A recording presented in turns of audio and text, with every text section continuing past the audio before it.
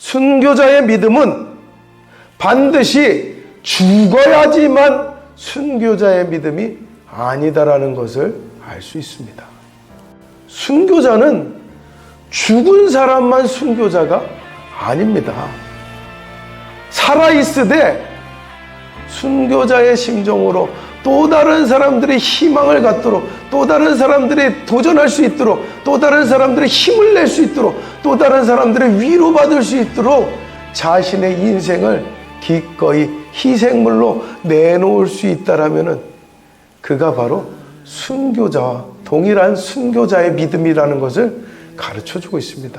다시 말하면 내 구원이 내 노력과 내가 아둥바둥하는 것으로 내가 구원을 받는 것이 아니라 도리어 내가 또 다른 사람들을 위하여서 내 것을 내놓을 때에 비로소 하나님의 구원이 완성되는 것을 가르쳐주고 있는 것입니다. 사람들 돌을 던지고 채찍에 맞아 피 흘리실 때도 당신을 구하시려고 고통 참으신 예수, 손과 발 옆구리에 피를 흘리시고 내가 목마르다 하신 주님은 조롱하고 핍박하는 그들을 아버지여 용서하옵소서. 그가 찔림은 우리 허물을 인함이요 그가 상함은 우리의 죄악을 인함이라. 그가 징계를 받음으로 평화 누리고 영원한 생명을 얻었네. 그분은 예수 그리스도.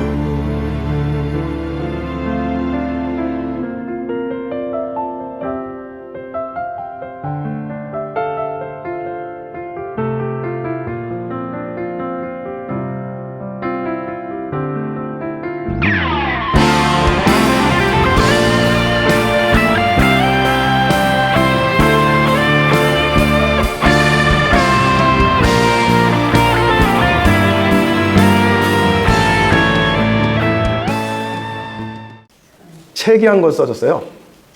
순교자라는 책입니다. 우리나라에서 유교가 터졌을 때 평양에서 14명의 목사님들이 공산당에 끌려갑니다. 그리고 끌려간 목사님들 중에서 12명이 죽고 2명이 살아서 돌아옵니다. 그런데 그 2명 중에 1명은 정신병자가 돼서 돌아옵니다. 14명 중에서 1명은 정신병자가 되고 12명은 죽었으니 사람들이 생각하기를 12명은 믿음을 지키다가 순교하였구나 라고 생각했습니다. 그리고 한 사람은, 정신병자가 된 사람은 고문을 견디지 못해서 결국 정신병자가 됐구나. 그리고 한 사람만 멀쩡하니 돌아왔으니 저 사람은 분명히 믿음을 배반하고 변절한 것이 틀림없다 라고 생각합니다.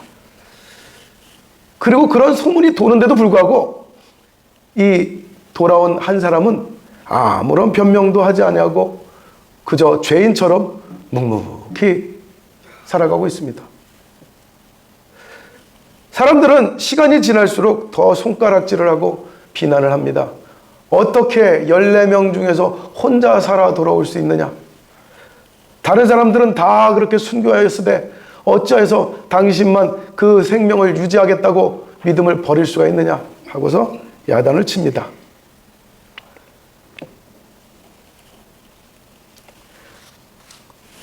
그럼에도 불구하고 이 살아 돌아온 목사는 그렇게 비난 속에서 묵묵히 전쟁으로 인해서 어려움 당한 사람들을 돕는 일을 합니다.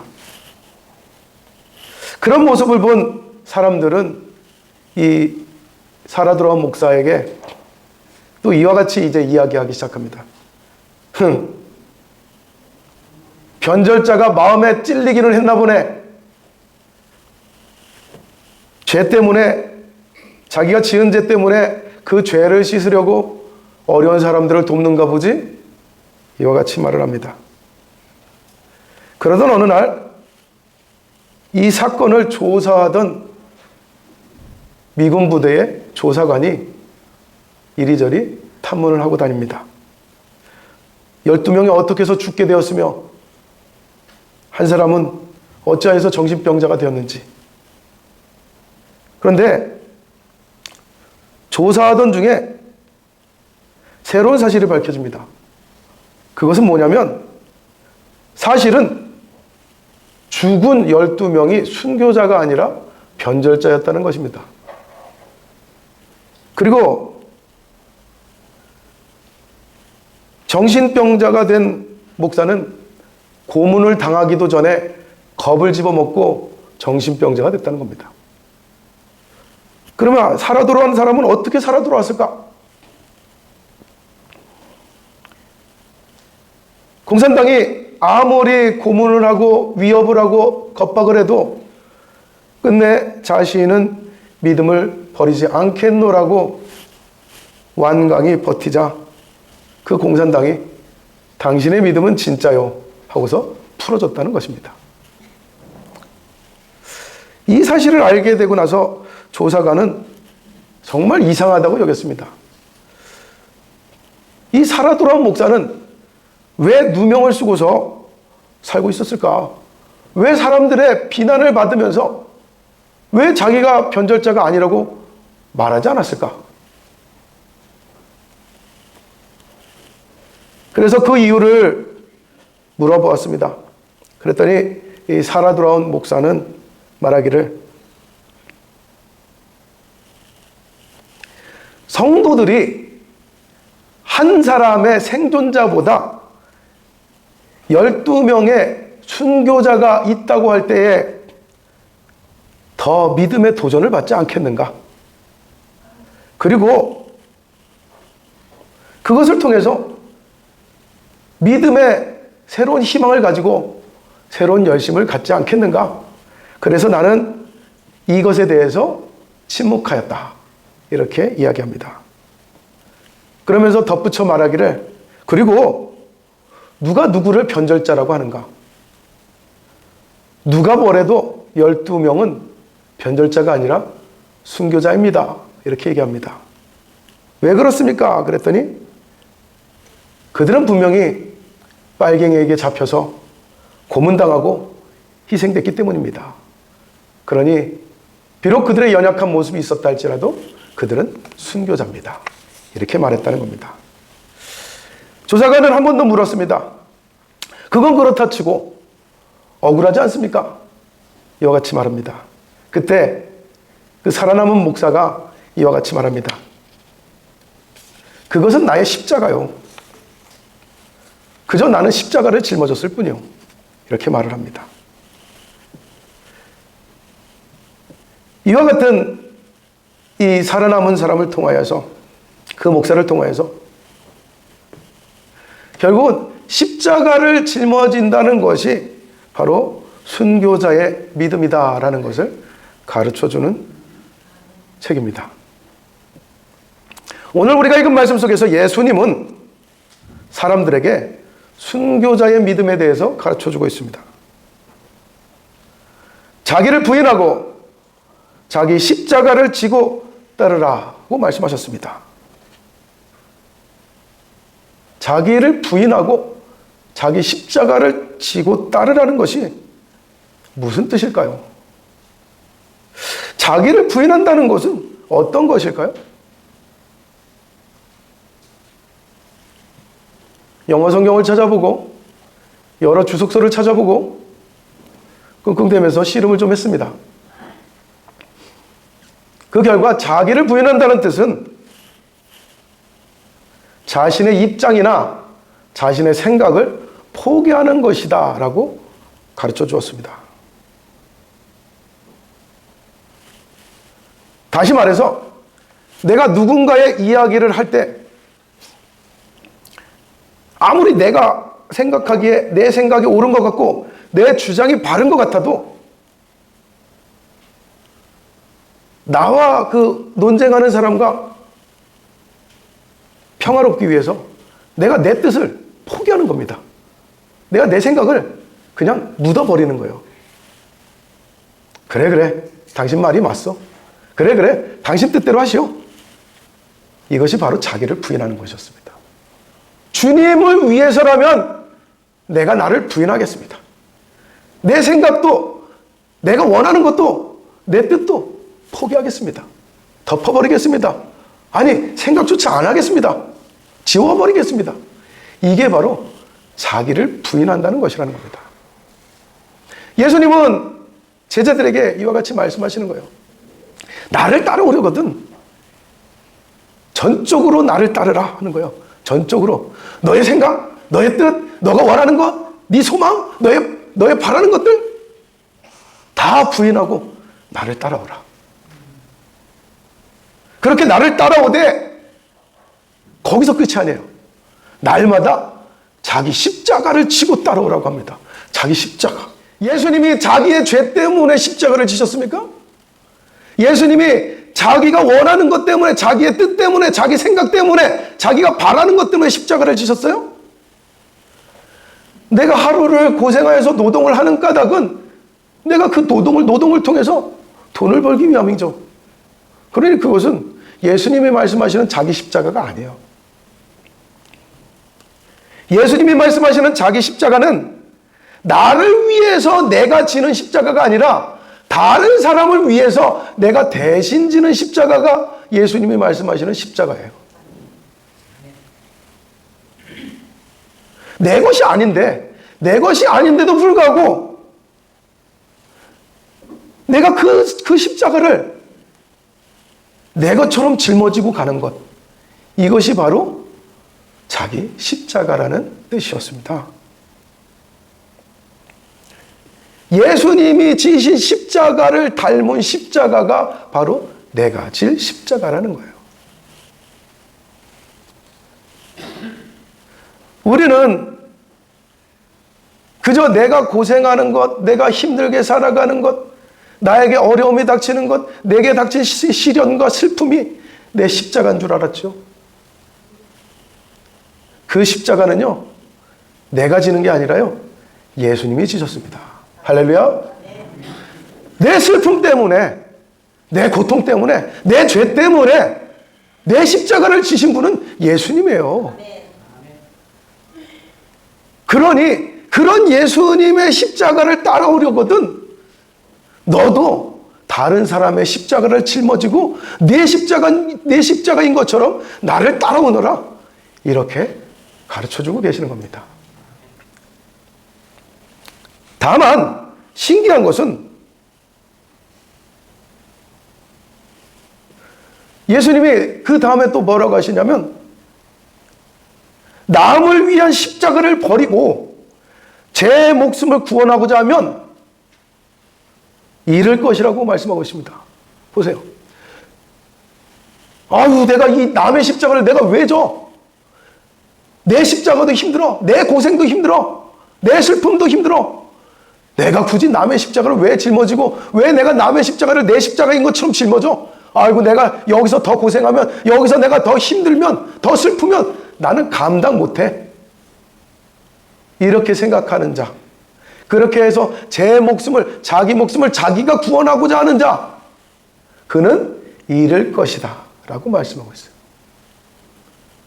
그러면서 하시는 말씀이, 누구든지 나를 위하여 제 목숨을 잃으면 구원하리라. 할렐루야. 그런데 이상한 것이 있어요. 누구든지 나를 위하여. 여기서 나는 누구예요? 예수님이에요. 예수님을 위하여 목숨을 잃으면 그랬어요. 우리가 예수님을 위하여 목숨을 잃을 수 있어요? 예수님이 말씀하시는 나를 위하여라는 뜻은 정말 내가 예수님을 위해서 십자가에 죽고 내가 예수님을 위해서 죽는 것을 뜻하는 것이 아니라, 앞서도 말씀드린 것처럼 이 앞전 말씀에서 우리가 짊어져야 될 십자가가 뭐라 그랬어요?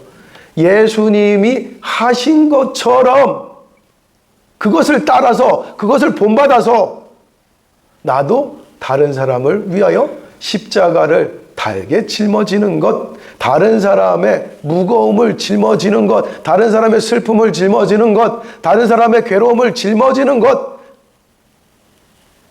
이것이 바로 예수님의 십자가라 그랬습니다. 예수님이 누구를 위해서 십자가를 지셨어요? 바로 뭇 사람들을 위해서 죽으셨잖아요. 그랬던 것처럼 예수님이 짊어지셨던 그 십자가를, 뭇 사람들을 위해서 짊어지셨던 그 십자가를 내가 동참할 수 있다면, 내가 예수님을 본받아서, 예수님을 따라서 그 십자가를 본받을 수 있다면 그것이 바로 나를 위한 것이다 라고 가르쳐주는 거예요. 예수님은 이와 같이 비유하셨습니다. 소자 중에 한 사람에게 한 것이 바로 곧 나에게 한 것이니라. 소자 중에 한 사람에게 하지 않은 것이 곧 나에게 하지 않은 것이니라. 이와 같이 말씀하시죠. 예수님이 무엇 때문에 십자가를 지셨는데요? 예수님이 무엇 때문에 죽으셨는데요? 바로 뭇 사람들을 위해서, 어느 한 사람을 위해서가 아니라, 어느 잘난 사람을 위해서가 아니라, 어느 착한 사람을 위해서가 아니라 모든 사람을 위하여서 죽으셨으니 나도 그와 같이 예수님을 따라서 누군가를 대신하여 그의 어려움을 내가 대신 짊어질 수 있다면, 내가 그를 위하여서 내가 내 목숨을 담보할 수 있다라면은 그것을 통해서 내가 내 목숨을 잃게 되는 것이 아니라 바로 그것을 통하여서 너는 구원을 받으리라 라고 말씀하고 있다는 것입니다. 다시 말하면 내 구원이 내 노력과 내가 아둥바둥하는 것으로 내가 구원을 받는 것이 아니라 도리어 내가 또 다른 사람들을 위하여서 내 것을 내놓을 때에 비로소 하나님의 구원이 완성되는 것을 가르쳐주고 있는 것입니다.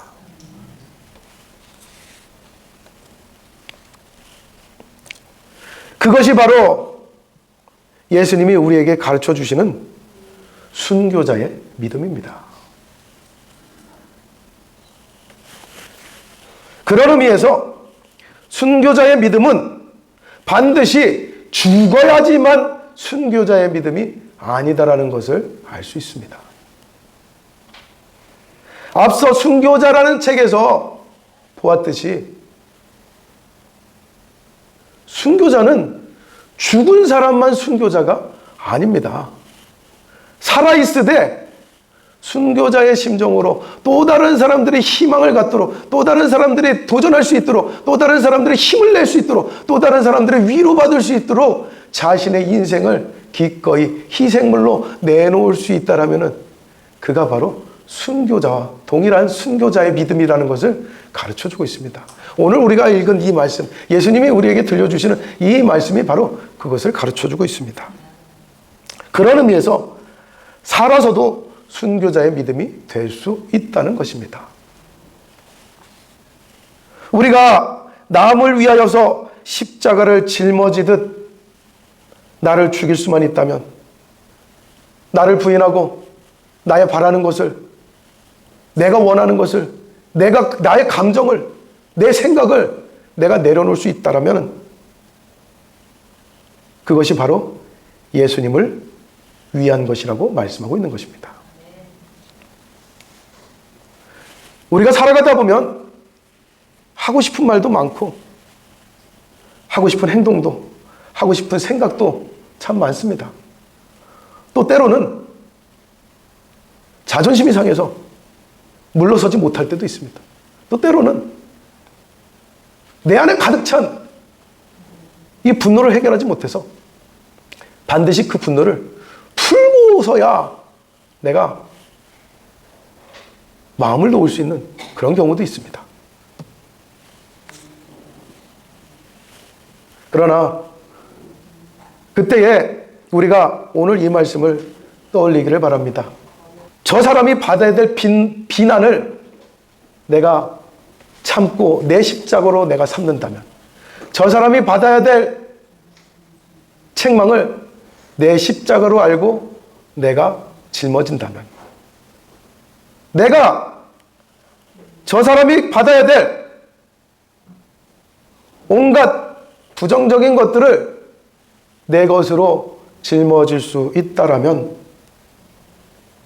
그것이 바로 예수님이 사랑하여 대신 죽으신 십자가를 우리가 함께 짊어지는 순교자의 믿음이 되는 줄 믿으시기 바랍니다. 비록 작은 일이라도 내 입장과 내 생각이 아니라 예수님을 생각하며 예수님이 원하시는 것을 위해서 나를 누르고 참고 품을 수 있을 때에, 그것이 바로 십자가요 순교하는 믿음이라 할 것입니다. 그런 의미에서 다시 한번 말씀드립니다. 자기를 부인하십시오. 믿음에는 자기를 부인하시고 주님의 입장이 되어 보십시오. 내가 지은 죄가 아니지만 너의 죄를 위해서 내가 십자가를 지노라. 내가 죽을 일이 아니지만 너의 죽음을 대신하여서 내가 십자가를 대신 지고 죽노라. 이와 같이 말씀하시는 그 예수님의 그 마음, 그 뜻, 그 생각대로 우리가 부인되어지기를 바랍니다. 나를 위해서 싸우고 나를 위해서 살아가는 그것은 어쩌면 주님이 지신 십자가를 외면하는 것이 될 것입니다. 우리가 싸워야 될 것은 바로 우리로 하여금 주님의 십자가를 외면하게 하는 마귀와 싸워야 될 것입니다. 마귀를 미워하고 대적하십시오. 내 안에서 자꾸만 나를 부인하지 못하게 하고 나를 포기하지 못하게 하고 내 십자가라고 여기지 아니하여서 이건 남의 십자가야! 십자가를 내던지게 하는 그 마귀에게 이기는 믿음이 되십시오. 오직 하나님이 주시는 마음을 품고 주님의 입장이 되어서 남을 위한 십자가를 내 십자가로 여기고 그리스도 예수의 사랑과 은혜를 힘닿는 대로 어떻게 해서든지 전하고 나누고 사람들에게 회복시킬 수 있는 그런 믿음의 성도들이 되기를 주의 이름으로 축원합니다. 순교자의 믿음, 우리의 믿음이 되게 하십시오. 기도하겠습니다. 은혜로우신 하나님 아버지여, 우리는 우리를 위해서 십자가를 짊어지신 주님을 어쩌면 당연하게 여겼습니다. 나는 그 십자가, 남의 것을 대신 짊어지고 내 것이라고 말할 수 있는 용기가 없습니다. 그런 아량도 부족합니다. 그런데도 불구하고 주님은 나를 위하여서 기꺼이 그 무거운 십자가를 지고 당신의 것이 아닌 나의 십자가를 짊어지시고 골고다의 언덕에 오르셨던 것을 기억하게 하여 주옵소서. 그리고 주님과 같이 주님을 따르려거든 이제 자기를 부인하라고 하신 그 말씀을 기억하며 특별히 이 고난의 주간 일주일 동안 힘써 애써 나를 부인하며 다른 사람의 십자가를 내 십자가인 듯 짊어지고 갈 수 있는 아량과 용서와 사랑과 은혜 베푸는 마음으로 충만한 한 주가 되게 하여 주옵소서. 주님을 따르며 주님께서 주시는 구원의 은혜가 우리 성도들과 늘 함께 있기를 간절히 바라옵고 우리 주 예수님의 이름으로 기도드립니다. 아멘.